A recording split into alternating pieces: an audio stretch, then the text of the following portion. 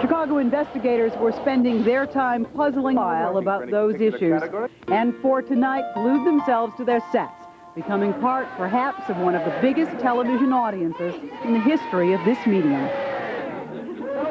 Is it the end of an era? Well, maybe that's too big. It's certainly the end of a television show, and it's the beginning of a star-studded party. Tonight we'll take you live to Boston's Bull and Finch Bar and the cast party for the Cheers crowd, and we'll look around Chicago to see what this crazy phenomenon called Cheers was all about. First, outside that now famous Boston pub, the last call tonight turned into a spontaneous outburst of song.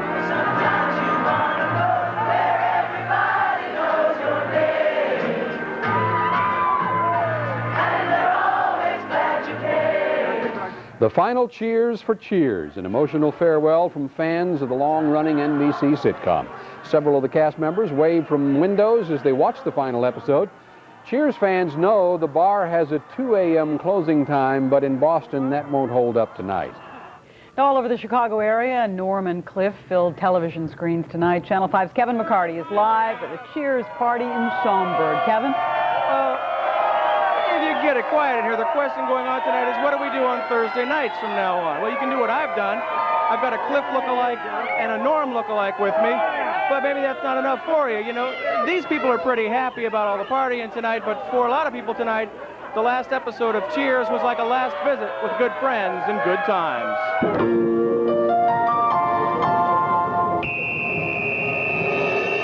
Watching the last episode of Cheers was met with some sadness by fans, especially here at Cheers 2 in Warrenville, where they've been gathering to watch the show every Thursday night.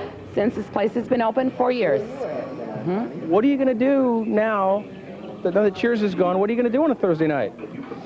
Play golf. it's something, fishing or whatever. But something else, huh? Yeah, what? Reruns. Well, Nami, what are we going to do tonight after? What people love the most about Cheers are the characters. Now, not everybody goes out and dresses up like them, but everybody seems to have a favorite. Coach. Coach is my favorite character.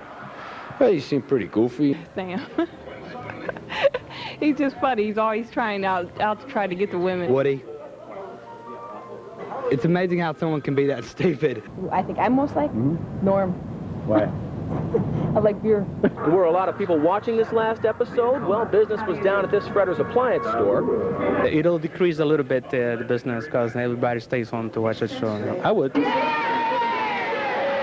And for some, the last call was just a good excuse to have a party. It's a sad thing. Cheers has been a highlight of the week, you know, for a long time. Oh, now the people here are pretty happy, as you can tell, about all this, but there's still, what are we going to do? Now, Cliff, what are we going to do on Thursday nights now? Yeah, we're going to party at Cheers from now on, and then we're going to move over to Village Tavern. That's the new place, Schaumburg's Village Tavern. Well, there's always L.A. Law. Reporting live from the Village Tavern in Schaumburg, Kevin McCarty, Channel 5 News. Kevin, thank you. Earlier tonight, the cast of Cheers got their share of cheers from the governor and the legislature of Massachusetts. Norm Peterson, George Wendt. They were welcomed one by one up a red carpet, then listened as Governor William Weld gave a formal farewell speech. This is a bittersweet day for those of us on Beacon Street. We regret that after tonight we will not see Sam welcome another patron to his bar. We will not see Carla insult another customer or co-worker. Norm's not going to be able any longer to run up his tab, and Cliff will not bore us with another piece of trivia. The governor also predicted a boom in tourism thanks to the Boston bar that inspired the series. What is the secret of all of this? As Channel 5's Phil Walters tells us, part of it at least is the setting, a bar where anything can happen and anybody can walk through the door. The secret of barroom comedy, according to the experts. Writers can bring in all kinds of characters who might not fit as well in a home or office setting. The appeal of Cheers, and let's go right to the basics, is the writing. The comedy is terrific. The guys who write it are very, very good at what they do. Yeah, just a sec.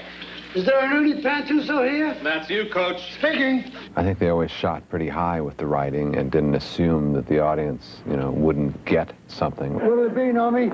It's the usual, Coach. Have a trough of beer and a snorkel. It's not a laughing matter. Never was to the Women's Christian Temperance Union, but the disciples of founder Francis Willard now see more and more people finding bars less and less funny. And even the creators of Cheers doubt whether Cheers could be created today. There might be more resistance to a show taking place in a bar. And I also think the central character of Sam Malone being a womanizer is kind of a passé character now. There have not been that many women. That gets exaggerated here in the bar. There haven't been that many, really. How many have there been? Well, I don't know, maybe 400. Another thing that's important about bars in American culture is that they are heavily masculine. It's not just that they're gathering places, and it's not just that they're about drinking alcohol.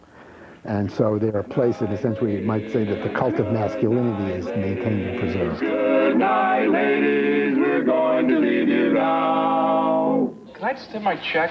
Are you a man? Sure. So, with Cheers' last call, we may be in for a long dry spell on TV. Get that Chianti bottle and put a candle in it. Come on. Stud's Place in Chicago, 1950. Restaurants and taverns may have made for good TV over the years, but Stud's now thinks TV makes for bad bars. Now the television set is on, and even though you don't even watch the TV, you watch it, it has a deadening and narcotic effect. So it deadens conversation too, or diminishes it.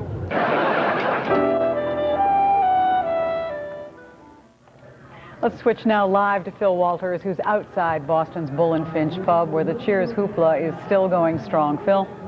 Well, it's over now for real, and they're getting ready to start the Tonight Show, which will start shortly. This is one of the strangest parties I've ever attended, but also one of the loveliest. Strange because out here on Beacon Street, thousands of people have been sitting in the cool, damp night watching TV. Thousands more who couldn't see the monitors, just listened. And then during a commercial, the people on TV stuck their heads out of a window.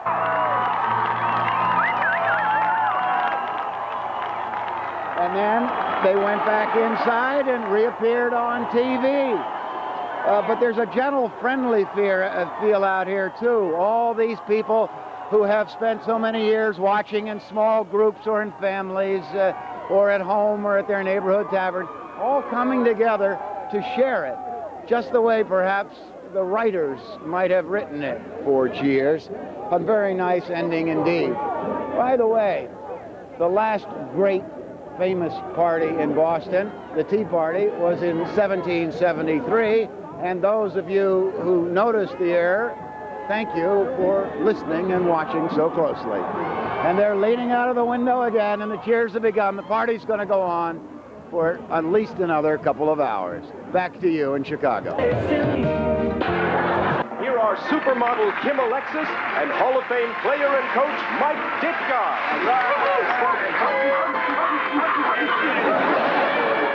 Which one of us has had the most coverage in Sports Illustrated? No contest, Kim. That would be me. Oh, you mean because you've had so many great years on the gridiron as being both a player and a coach, right? No, I mean because when I've seen you in the magazine, you've had very little coverage at all. Absolutely, but even hype needs some rehearsal time. Leno will have most of the Cheers cast on the show. Boston is Leno's hometown, so he went through his routine to make sure his timing would be all that it was supposed to be. It is raining in Boston, and Phil is surrounded by wires, including, you know, the one like this that we all wear in our ear. Well, watch what happened as I introduced Phil live at 6 this evening. Phil?